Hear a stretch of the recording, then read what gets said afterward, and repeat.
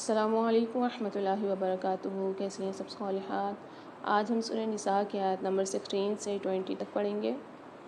رب اشرح لی صدری ویسر لی امری واحلل عقدۃ من لسانی یفقہوا قولی رب زدنی علما اللہم فقہنا فی الدین آمین۔ صالحات یہ آیات ہمیں توبہ و استغفار، اللہ کی رحمت، عورتوں کے حقوق کے بارے میں اور جاہلیت کی غلط رسموں کے خاتمے اور ازدواجی زندگی میں عدل و احسان کا سبق دیتی ہیں۔ سب سے پہلے ہم سورہ نساء کی آیت نمبر 16 پڑھیں گے۔ بسم اللہ الرحمن الرحیم واللذان یأتیانها منکم فآذوہما فإن تابا وأصلحا فأعرضوا عنہما ان اللہ کان توابا رحیما۔ تم میں سے جو دو افراد ایسا کام کر لیں انہیں ایذا دو، اگر وہ توبہ اور اصلاح کریں تو ان سے منہ پھیر لو، بے شک اللہ پاک توبہ قبول کرنے والا ہے اور رحم کرنے والا ہے۔ اب اس کی تفسیر کریں گے۔ پہلے کی آیات میں عورتوں کے ساتھ احسان اور ان کے مہر ادا کرنے اور مردوں کے ساتھ ان کو وراثت میں شریک قرار دے کر ان کے حقوق کی حفاظت کا بیان تھا۔ اب یہاں سے عورتوں کی تادیب اور ان پر سختی کا بیان ہے تاکہ عورت اپنے آپ کو بالکل ہی آزاد نہ سمجھے۔ پہلی آیت میں زنا کار عورتوں کی سزا بیان کی کہ زنا شہادت سے ثابت ہو جائے تو انہیں تاعمر گھر ہی میں محبوس رکھا جائے یہاں تک کہ وہ مر جائیں، یا اللہ پاک ان کے بارے میں کوئی دوسری سزا نازل فرما دے۔ اسلام میں زنا کار عورتوں کے لیے پہلی سزا ہے جو بعد میں حد نازل ہونے سے منسوخ ہو گئی۔ سورہ نور میں جو 100 کوڑوں کی سزا نازل ہوئی ہے یہاں سبیلاً سے اسی طرف اشارہ ہے۔ دوسری آیت میں زانی مرد اور زنا کار عورت کے متعلق یہ حکم دیا گیا ہے کہ ان کو اذیت دی جائے اور ذلیل کیا جائے حتیٰ کہ تائب ہو جائیں۔ یہ سزا پہلی سزا کے ساتھ ہی ہے، بعد میں یہ دونوں سزائیں منسوخ ہو گئیں۔ رسول اللہ صلی اللہ علیہ وسلم نے فرمایا، مجھ سے کام دین لو۔ اللہ پاک نے ان عورتوں کے لیے سبیل پیدا فرما دی ہے کہ کنوارا کنواری کے ساتھ زنا کرے تو اس کے لیے 100 کوڑے اور 1 سال کی جلاوطنی، اور شادی شدہ کے ساتھ زنا کرے تو ان کے لیے 100 کوڑے اور سنگسار ہے۔ اربعۃ منکم، چونکہ زنا کی سزا نہایت سخت ہے اس لیے اس پر گواہی بھی زیادہ مضبوط رکھی۔ عربی زبان کا قاعدہ ہے کہ جو چیز شمار کی جا رہی ہے وہ مذکر ہو تو عدد مؤنث ہوتا ہے، اس لیے اربعۃ کی وجہ سے ترجمہ 4 مرد کیا ہے۔ واللذان یأتیانها، بعض علماء نے اس سے مراد قوم لوط کا عمل کرنے والے 2 مرد لیے ہیں۔ انہوں نے اپنے عباس رضی اللہ عنہ سے نقل کیا ہے کہ عورت جب زنا کرتی تو گھر میں بیٹھی رہتی یہاں تک کہ فوت ہو جاتی، اور ابن عباس رضی اللہ عنہما نے واللذان یأتیانها منکم فآذوہما کے متعلق فرمایا کہ مرد جب زنا کرتا تو اسے تعزیر اور جوتے مارنے کے ساتھ ایذا دی جاتی۔ تو اللہ پاک نے اس کے بعد یہ آیات نازل فرمائیں، الزانیۃ والزانی فاجلدوا کل واحد منہما 100 جلدہ۔ سورہ نور کی آیت نمبر 2 ہے، یعنی زنا کرنے والی عورت اور زنا کرنے والے مرد کو 100 کوڑے مارو۔ پھر اگر وہ شادی شدہ ہوں تو رسول اللہ صلی اللہ علیہ وسلم کی سنت کے مطابق انہیں رجم کر دیا جائے گا۔ یہ ہے وہ سبیل جو اللہ نے فرمایا، اور یجعل اللہ لہن سبیلا، یہاں تک کہ انہیں موت اٹھا لے جائے یا اللہ ان کے لیے کوئی راستہ بنا دے۔ اسی طرح طبری نے صحیح سند کے ساتھ مجاہد سے نقل کیا ہے کہ واللذان یأتیانها منکم سے مراد زنا کرنے والے مرد اور عورت ہیں۔ اور سیکھنے کی بات ہماری یہ ہے کہ اسلام گناہ سے نفرت کرتا ہے لیکن گناہ گار کے لیے توبہ کا دروازہ کھلا رہتا ہے۔ اب ہم سورہ نساء کی آیت نمبر 17 پڑھیں گے۔ بسم اللہ الرحمن الرحیم انما التوبۃ علی اللہ للذین یعملون السوء بجہالة ثم یتوبون من قریب فاولئک یتوب اللہ علیہم وکان اللہ علیما حکیما۔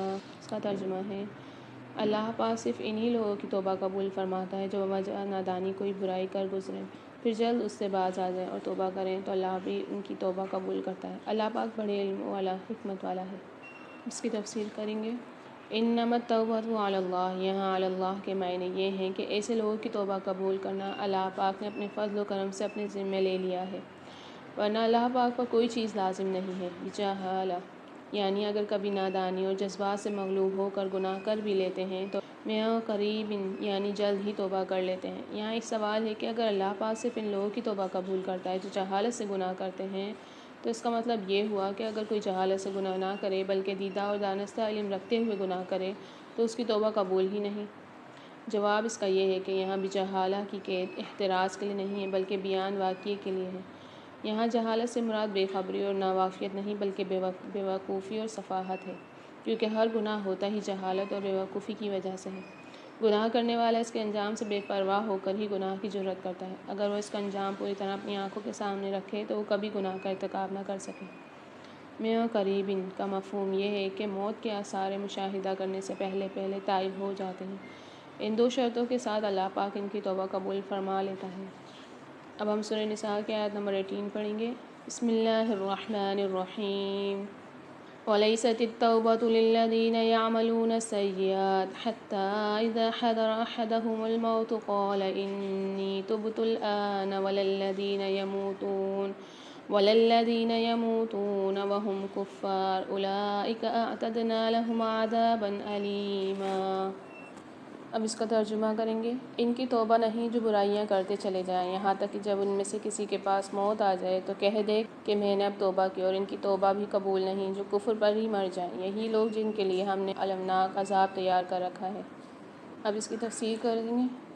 وَلَيْسَتِ التَّوْبَةُ یعنی ایسے لوگوں کی توبہ قبول نہیں ہوتی۔ رسول اللہ صلی اللہ علیہ وسلم نے فرمایا، اللہ پاک اپنے بندے کی توبہ اس وقت تک قبول کرتا ہے جب تک کہ موت کے وقت اس کی روح حلق تک نہ پہنچ جائے۔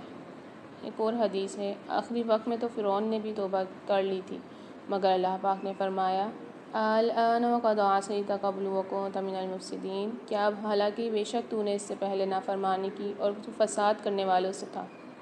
وَلَلَّذِينَ يَمُوتُونَ وَهُمْ كُفَّارٌ یعنی جو لوگ مرتے دم تک کفر و شرک میں مبتلا رہتے ہیں اور موت کے آثار دیکھ کر توبہ کرنا چاہتے ہیں، ان کی توبہ بھی قبول نہیں ہوتی۔ یہ آیت ہمیں پیغام دیتی ہے، جو شخص پوری زندگی گناہ کرتا رہے اور موت سامنے دیکھ کر کہے اب میں توبہ کرتا ہوں، ایسی توبہ قبول نہیں۔ اسی طرح کفر پر مرنے والوں کے لیے بھی معافی نہیں۔ اس آیت میں سیکھنے کی بات یہ ہے کہ توبہ کو کل پر نہ چھوڑے، کیونکہ موت کا وقت کسی کو معلوم ہے۔ سورہ نساء کی آیت نمبر 19 پڑھیں گے۔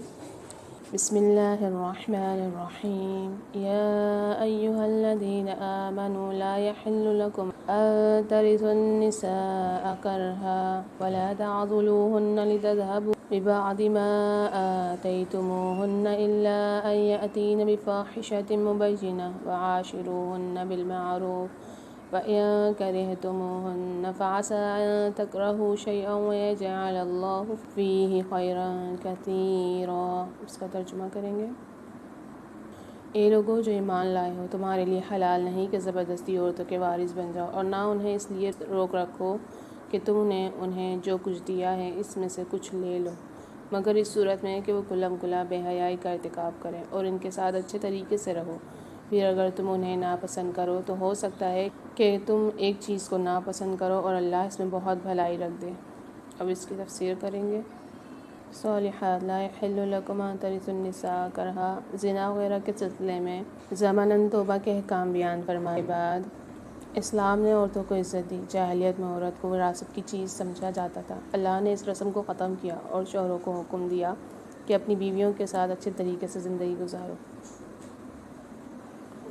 اس کے مخاطب یا تو شوہر کے اولیاء ہیں، جیسا کہ امام بخاری رحمہ اللہ اور دوسرے محدثین نے اس آیت کی شان نزول میں ابن عباس رضی اللہ عنہما سے نقل کیا ہے کہ زمانے جاہلیت میں میت کے اولیاء دوسری چیزوں کی طرح اس کی بیوی کے بھی مالک ہوتے تھے۔ ان میں سے اگر کوئی چاہتا تو خود اس سے شادی کر لیتا یا کسی دوسرے سے شادی کر دیتے اور مہر خود لے لیتے، اور اگر چاہتے تو عورت کو شادی ہی سے روک دیتے حتیٰ کہ وہ مر جاتی اور اس کے مال کے وارث خود بن جاتے۔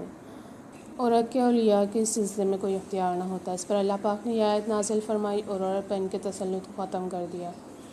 اور یہ بھی ہو سکتا ہے کہ اس کے مخاطب شوہر ہوں۔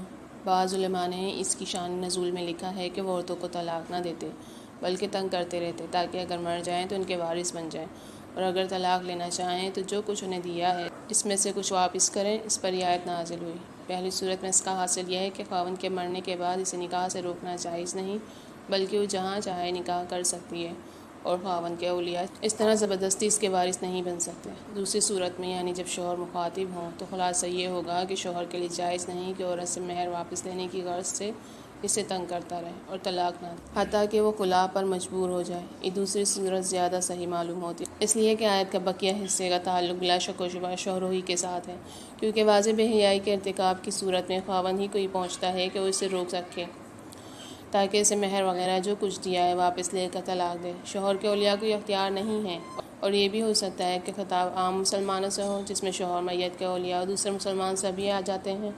رسول اللہ صلی اللہ علیہ وسلم نے فرمایا، تم میں سب سے بہتر وہ شخص ہے جو اپنے گھر والوں کے لیے بہتر، اور میں تم میں سے اپنے گھر والوں کے لیے سب سے بہتر ہوں۔ فَإِن كَرِهْتُمُوهُنَّ فَعَسَىٰ، یہ بھی ان کے ساتھ اچھے طریقے سے رہنے کی بات کی تکمیل ہے، یعنی اگر کسی اخلاقی کمزوری یا بدصورت ہونے کی وجہ سے تمہیں ان سے نفرت ہو جائے اور ان کو طلاق دینا چاہو تو بھی فوراً طلاق نہ دو، بلکہ بہتر طریقے سے انہیں اپنے پاس رکھو۔ ہو سکتا ہے کہ ان کی صحبت سے خیر کثیر یعنی صالح اولاد حاصل ہو جائے یا مال میں برکت ہو جائے اور تمہاری نفرت محبت میں تبدیل ہو جائے۔ رسول اللہ صلی اللہ علیہ وسلم نے فرمایا، کوئی مومن اپنی مومنہ بیوی سے بغض نہ رکھے، اگر اسے اس کی کوئی عادت ناپسند ہوگی تو دوسری پسند بھی ہوگی۔ اس آیت میں سیکھنے کی بات ہمارے لیے یہ ہے کہ ہر اختلاف پر رشتہ ختم نہیں کیا جاتا، صبر، حسن اخلاق اور برداشت سے بہت سے گھر آباد رہتے ہیں۔ اب ہم سورہ نساء کی آیت نمبر 20 پڑھیں گے۔ بسم اللہ الرحمن الرحیم۔ وَإِنْ أَرَدْتُمُ اسْتِبْدَالَ زَوْجٍ مَّكَانَ زَوْجٍ وَآتَيْتُمْ إِحْدَاهُنَّ قِنطَارًا فَلَا تَأْخُذُوا مِنْهُ شَيْئًا أَتَأْخُذُونَهُ بُهْتَانًا وَإِثْمًا مُّبِينًا۔ اس کا ترجمہ کریں گے۔ اگر کسی وجہ سے ایک بیوی کی جگہ دوسری سے نکاح کرنا ہو تو پہلی بیوی کو دیا ہوا مہر یا مال واپس لینے کی کوشش نہ کرو، چاہے وہ بہت زیادہ ہی کیوں نہ ہو۔ وَإِنْ أَرَدْتُمْ، اگر تم ارادہ کرو استبدال زوج مکان زوج، ایک بیوی کی جگہ دوسری بیوی لانے کا، وآتیتم إحداهن قنطارا، اگر تم نے اسے ڈھیروں مال دیا ہو یعنی بہت زیادہ مہر بھی دیا ہو، فلا تأخذوا منہ شیئا، اس میں سے کچھ بھی واپس نہ لو، اتأخذونہ بہتانا، کیا تم بہتان لگا کر واپس لوگے، واسما مبینا، یہ کھلا گناہ ہے۔ اس آیت میں ہمارے لیے سیکھنے کی بات یہ ہے کہ اسلام عورت کے مالی حق کی حفاظت کرتا ہے، مہر عورت کی ملکیت ہے، طلاق کی صورت میں بھی اسے ناحق واپس لینا جائز نہیں۔ وآخر دعوانا الحمد للہ رب العالمین۔ السلام علیکم ورحمۃ اللہ وبرکاتہ۔